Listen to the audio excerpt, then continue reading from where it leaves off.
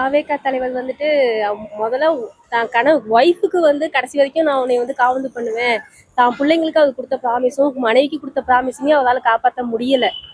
அப்புறம் எப்படி இப்ப கொடுத்த வாக்குறுதியெல்லாம் வந்து எப்படி நம்பி நம்ம ஓட்டு போடுறது? அது ஒரு பாயிண்ட் இருக்கு. இன்கேஸ் அவர் ஒய்ஃபுக்கோ பிள்ளைங்களுக்கோ அதுதான் மெயின். வாழ்க்கையில ஒவ்வொரு குடும்பமே யாரை நம்பி ஒய்ஃபு குடும்பம் ஹஸ்பண்ட் இப்படிதான் ஓடிட்டு இருக்கு. அவங்களுக்கு கொடுக்க வேண்டிய ஒரு இம்பார்ட்டன்ட் கொடுத்துருக்கும் பட்சத்துல இன்னைக்கு கண்டிப்பா இவர் வந்து தாவேக தலைவர் வந்து விஜய் வந்து கண்டிப்பா சிஎம்மா வந்திருப்பாரு. அவர் மேல அவ்வளோ நம்பிக்கை நாங்கள் எல்லாருமே வச்சிருந்தோம். தமிழ் அவ்வளோ மக்கள் அவ்வளோ பேரண்ட்ஸ் எல்லாருமே இருக்காங்க, எல்லாருமே அவ்வளோ நம்பிக்கை வச்சிருந்தோம். அவர் வந்திருந்தாருன்னா கண்டிப்பா எங்களுக்கு சந்தோஷம் தான். பட் இந்த ஒரு விஷயம் அப்படிங்கிறது போது ரொம்ப டிஸப்பாயிண்டட் தான் இருக்கு. அதனால வழி இல்லாம டிஎம்கே வர்றதுக்கு மேக்சிமம் 90% வாய்ப்பு இருக்கு. அவர் வாழ்க்கையில தனிப்பட்ட இதுன்னு எடுத்துக்கிட்டாலும் 2 வருஷமா மாணவர்கள்லாம் பண்றாரு. மாணவர்களெல்லாம் கூட்டச்சு பண்ணிட்டு இருக்காரு மாசானவர்களெல்லாம்.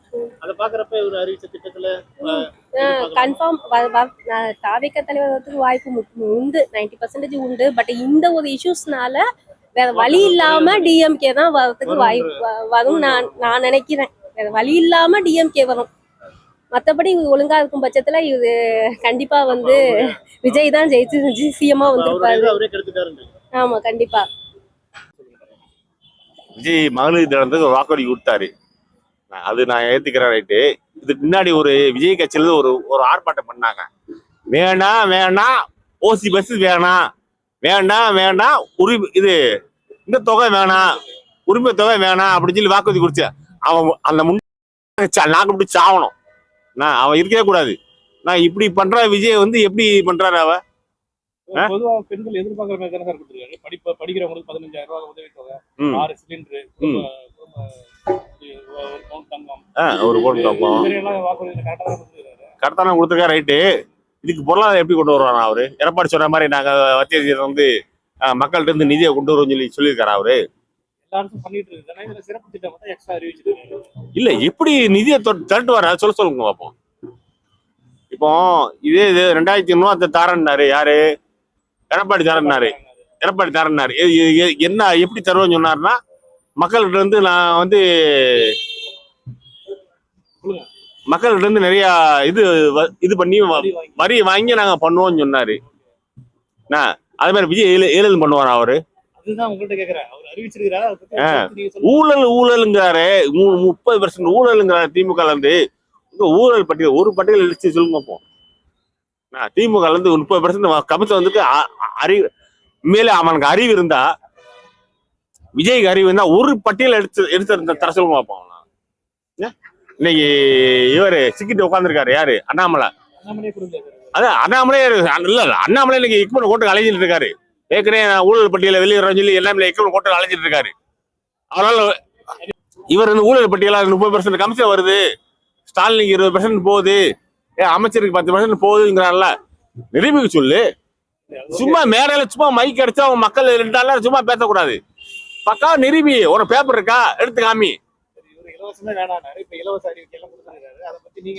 சார் இவர் வந்து குடிச்சிட்டு பிறந்தவர் விஜய். நான் சொல்லக்கூடாது, குடிச்சிட்டு பேசுறவர். குடிச்சிட்டு நாளைக்கு மறந்துடுவாரு. நேற்று என்ன பேசினாரு? குடியாரம் பேசி பொழுது விட்டுதான் சரியா போச்சு. நேற்று என்ன பேசினாலும் எனக்கு தெரியாது. அதான் குடிச்சிட்டு பேசினா நாளைக்கு தெரியாது. அவ்வளவுதான். படிச்சு நாளைக்கு என்ன சொல்ல முடியாது. ஸ்டாலின் சார் வர கண்டிப்பா டிஎம்கே சார். டிஎம்கே வந்தா தமிழ்நாடு நல்லது. இன்னொரு கட்சி ஒண்ணுன்னா வாயை பிடிக்கி ஒரு முதல்ல ஒன்று நின்றுட்டு இருக்கு. எப்படா தமிழ்நாட்டை முழுங்கலாம் சொல்லி நிக்குது ஒண்ணு.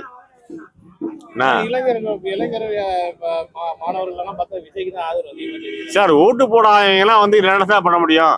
15 வயசு 14 வயசு பையங்களாம் வந்து இன்னைக்கு இது பேசினா ஆமா சார்.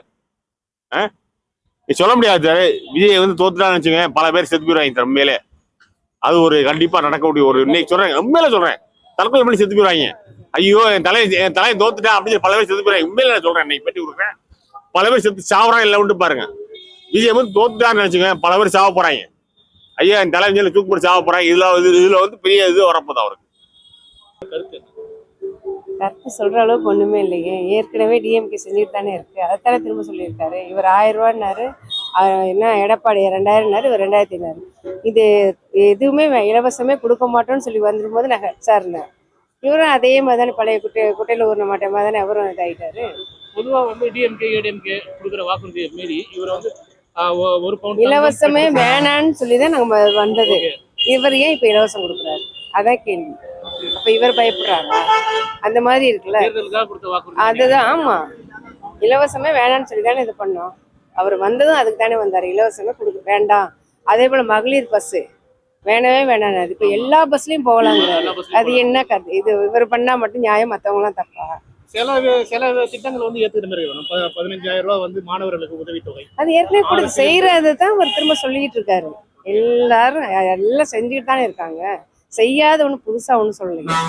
செய்யல, செய்யாததான் சொல்லிட்டு. இந்த கருத்தை பத்தி நீங்க என்ன நினைக்கிறீங்க? ஒரே லைன்ல சொல்லணும். எனக்கு சொல்ல போனா இவர் இலவசமே இல்லாம நான் ஆட்சி செய்யறேன் அப்படின்னா ஓகே.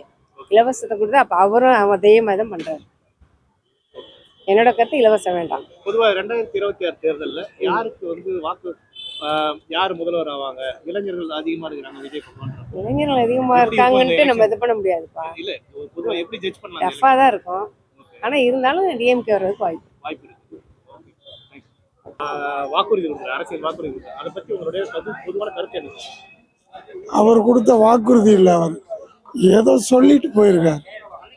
இந்த வாக்குறுதியெல்லாம் ஏற்கனவே நாங்கள் கேட்டு இவ்வளவு காலமாக கேட்டு எல்லாமே புளிச்சு போனோம். யாரும் எந்த பெண்களையும் காப்பாற்ற தேவை, அவங்களா காப்பாற்றிக்குவாங்க. இவர் மட்டும் தனியாக வந்து காப்பாற்ற இல்லை. அதனால் இவர் கொடுத்த வாக்குறுதியெல்லாம் சொல்ல இவரால் ஒரு துரும்ப கூட செய்ய முடியாது. இப்போ அவர் ஃபேமிலி ப்ராப்ளமே ஓடிக்கிட்டு இருக்கு, அதையே காப்பாற்ற முடியலை. கொஞ்சம் ரொம்ப அசிங்கப்பட்டுட்டார். அப்போ எங்களுக்கெல்லாம் வேதனையாக இருக்கு. அவ்வளவு தூரம் அவமானப்படுத்திட்டு நான் அடுத்த பெண்களை காப்பாற்ற போறேன்னு முடியாத காரியம். பெரும்பாலும் இளைஞர்கள் கூட்டம் விஜய்க்கு பின்னாடி தான் நிக்குது. பாவம் இளைஞர்கள். நான் பார்க்காத இளைஞர்கள் கூட்டம் இல்லை. வைகோலேருந்து விஜயகாந்த்லேருந்து கமலஹாசன்லேருந்து எல்லோரும் பின்னாடி இளைஞர்கள் தான் போடணும். நானும் ஒரு காலத்தில் ஒருத்தங்க பின்னாடி ஓடணும். என்னாச்சு? நிலைச்சு நிற்கிறவங்க ரொம்ப குறைவான. அந்த நிலைச்சு நிற்கிற தன்மை விஜய்கிட்ட இருக்காங்கிறது சந்தேகம். நிலைக்க முடியாது. இந்த மாதிரி அவர் கூடா நட்பு சுற்றி சரௌண்டிங் சரியில்லை. யாருக்குமே அரசியல் தெரியல. அரசியல்னா என்னன்னு கிலோ என்ன விலைன்னு கேட்பாங்க. பொய் சொல்லக்கூடாது. ஃபர்ஸ்ட் பொய்யான பிரச்சாரங்கள். அவரை சுற்றி இருக்க எவனுமே உண்மை பேச அதை வச்சு தான் கரெக்ட். நல்லா சொன்னீங்க. அவனை பற்றியெல்லாம் இந்த தமிழக மக்களுக்கு தெரியாதுன்னு நினச்சிக்கிட்டாங்க. முட்டாள் பசங்க. விஜய் அரசியலில் உருப்படணும் தேரணும்னா சுற்றி இருக்கிற முள்ள மாறிகள்டேருந்து வெளியே வந்தால் விஜய் இல்லை, வெளியே விட மாட்டான். விஜயை வச்சு கொஞ்சம் பேர் சாப்பிட்றான், பொழப்பு நடத்துகிறான். That's it. அது வரவேற்கத்தக்கதுன்னெலாம் சொல்ல முடியாது. அவர் ஜெயிப்போம் இல்லை, பொதுமக்கள் கிட்ட ஒரு அவேர்னஸை கிரியேட் பண்ணதுக்கு தான் படம் எப்படி ப்ரொமோஷனில் பேசுவாங்களோ அதேமாரி என் படத்துக்கு வாங்க நல்லாயிருக்கும் வந்து பார்த்துட்டு போவாங்கன்ற மாதிரியே எலெக்ஷன் டைமில் நான் ஒரு வாக்குறுதி கொடுக்குறேன்னு சொல்லிட்டு அது பொய்யான வாக்குறுதியாக மட்டும்தான் கருதப்படுது. அது உண்மையான வாக்குறுதி. ஏன்னா 1000 ரூபா கொடுத்த ஸ்டாலினை வந்துட்டு அவ்வளோ கேவலமாக ஸ்டேஜ் ஏறி பப்ளிக் ஸ்டேஜில் இலவசமே வேணான்னு சொன்ன ஒரு நிர்வாகமாக அந்த கழக நிர்வாகமாக இருந்தது. இந்த தேர்தல் அறிகுறிக்கு வந்துட்டு நான் 2500 ரூபா தருவேன், ஆல் ஓவர் தமிழ்நாடுக்கும் ஃப்ரீ பஸ் கொடுப்பேன் அப்படின்றதெல்லாம் அப்போ நீங்கள் யாரோட வாக்குறுதியை நீங்கள் திரும்பி ஃபாலோ பண்ணுறீங்க? ஆல்ரெடி நடைமுறையில் இருக்க ஒரு அரசாங்கத்தோட வாக்குறுதியை தான் நீங்கள் பயன்படுத்துறீங்க. அது வந்து உங்களோட சுயநலத்துக்கு தான் உங்கள் பயன்படுத்துறீங்க தவிர பொதுமக்களுக்கான வாக்குறுதியாக நான் அது கருதுறேன். கடந்த 2 வருஷமா இந்த பள்ளி மாணவர்களுக்கு நிறைய திட்டங்கள்லாம் செஞ்சுட்டு இருக்காரு. அவரு 15,000 கொடுக்குறேன். அப்புறம் 6 சிலிண்டர் அவர் 2 வருஷம் தான் பண்ணிட்டு இருக்காரு. ஆனால் அவர் சினி ஃபீல்ட்ல இருந்து ஒரு 30-40 வருஷமாச்சு. அப்போதுலேருந்து பண்ணலாமே, இப்போ மட்டும் ஏன் பண்ணுறாரு? அந்த எப்போ அவரோட டிவிக்கேன்ற அந்த டேக்லைன் எடுத்தாரோ அதுலேருந்து தான் ஸ்டார்ட் பண்ணியிருக்காரு. இதுக்கு முன்னாடி அவர் பண்ணவே இல்லை. அப்போ அவர்கிட்ட ஒரு நல்ல அபிப்பிராயம் பொதுமக்கள்கிட்ட வராது. வந்துட்டு இருந்தது. அவரோட பர்சனல் வேற, அரசியல் வேற. ஆனால் ஒரு அரசியல் தலைவராக இருக்கும்போது அவர் எப்படிப்பட்ட நடைமுறையில இருந்தா அவரு கீழே இருந்த ஃபாலோ பண்றவங்க அவங்களும் அந்த நடைமுறைக்கு வரணும். கட்சி ஆரம்பிச்சதுல இருந்து கடந்த 2 வருஷமாவே பாத்தீங்கன்னா இளைஞரோட கூட்டம் அதிகமா இருக்கு. எல்லா 2026 எல்லா ஒரு சினி ஃபீல்டுன்னு பார்த்தாவே எல்லா ஒரு ஆக்டர்ஸுக்குமே கூட்டம் இருக்கு. ஃபர்ஸ்ட் ஷோ பார்த்துப்பா நம்ம அந்த எஃப்டி ஷோ பார்த்தாவே அவ்வளோ கூட்டம் இருக்கும். அந்த ரோடை கிராஸ் பண்ண முடியாது பொதுமக்களால். அப்போ அந்த ஒரு ஹீரோ பப்ளிக் ஃபேஸில் வரும்போது கூட்டம் வரதான் செய்யும். அதை நம்ம ஓட்டாக நம்ம எப்படி கன்வெர்ட் பண்ணுவோம்? ஒரு தொகுதியில் வின் பண்ணோம்னா, ஒரு எம்எல்ஏ கேண்டிடேட்டு ஒரு ஒரு ஒரு இடத்துல வின் பண்ணோம்னா 2 லட்சம் ஓட்டு பொதுமக்கள். டீனரில் மொத்தம் 2 லட்சம் ஓட்டுக்கிட்டே இருக்கு. அதில் வின் பண்ணோன்னா 1.25 லட்சம் இருந்தால் மட்டும்தான் எம்எல்ஏ. 1.25 லட்சமா அவருக்கு வருமா? 2026 தேர்தல் யாருக்கான தேர்தலா இருக்கு? அதே கண்டிப்பா ஸ்டாலின் ஐயா தான். கண்டிப்பா அவரை பேஸ் பண்ணி தான் இருக்கும். ஏன்னா அவர் நடைமுறையில இருக்காரு. ஏன்னா இன்னைக்கு நேற்று இவரோட வயசுக்கு அவரோட அரசியல் அனுபவங்கள் இருக்கு. அப்ப யார மக்கள் சொல்லுவாங்க? நீங்க குடும்ப அரசியல்ன்றதை விட குடும்பத்துல இருந்து தான் குடும்பத்துக்கு போகாம வெறும் கழகத்துக்கு மட்டுமே, தமிழ்நாட்டுக்கு மட்டுமே உழைச்சிட்டு இருக்காரு. அப்ப அவரை ஃபாலோ பண்ணா தெரிஞ்சிடும் பொதுமக்கள் யார் பக்கம் போறாங்கன்னு சொல்லி. இன்னைக்கு ஈவினிங் நடந்தது மீட்டிங்கு. அதோட க்ரௌடு எப்படி இருக்கு? அது ரசிகரோட க்ரௌடு இல்லையா? வெறும் கட்சியை சார்ந்தவங்களோட க்ரௌடு மட்டும்தான் இருக்கு. கட்சிக்காரங்க வேற, சினிமா ரசிகர்கள் வேற. அவங்க ஒரு நாள் ஷோ மட்டும்தான் பார்ப்போம். மினிமம் 3 மாசம் ஓடுமா ஒரு படம்? முன்னாடி ஓடிது, இப்போ ஒரு வாரம் வர்றதே ரொம்ப அதிசயமா இருக்கு. ஒன்லைன்ல சொல்றேன்னா அறிவித்த திட்டங்கள் வந்து அரசியலுக்கானது நினைக்கிறீங்களா? இல்ல, மக்கள் மனசை வச்சு சொல்லணும். அவர் கவர் பண்றதுக்கு மட்டும்தான் பேசியிருக்காரு.